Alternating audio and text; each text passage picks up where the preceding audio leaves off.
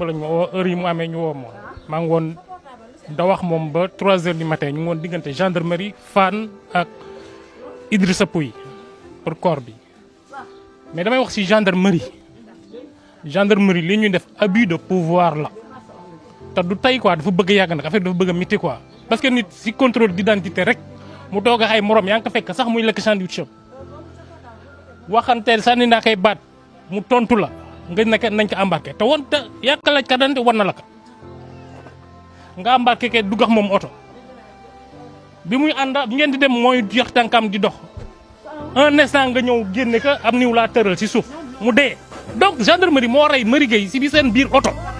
gendarmerie ñoo rey suñu sœur commandant Wakam bi nag jigéen la mais il fait de l'abus te actuellement nii instant bi may wax ak yow démb maa ngi gendarmerie ba 1 heure 2 heures du matin la gendarmerie est à l'image de l'état du Sénégal on a un état gendarmerie criminel on a un état criminel parce que li ñuy def abi bi li ñuy def c'est parce que dañu ne dara du leen ci fekk parce que état bi noonu lay doxee xam nga loolu moo am Sénégal lii am métti na trop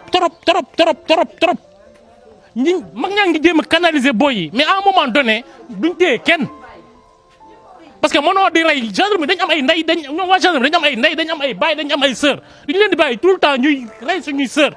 duñu rey l'abus te actuellement nii instant bi may wax ak yow démb maa ngi gendarmerie ba 1 heure 2 heures du matin ñoo ma ànda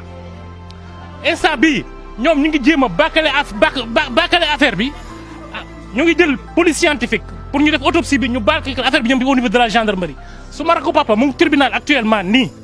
jël nañu avocat nee nañ bañ nangu loolu parce que ñoom bëgg nañu étouffer affaire bi mais gendarmerie li mu nekk mënoon nekk c'est pas continuer bu continuer nii ñun dinañu rey bañ jeex parce que bañ ñu ci dara.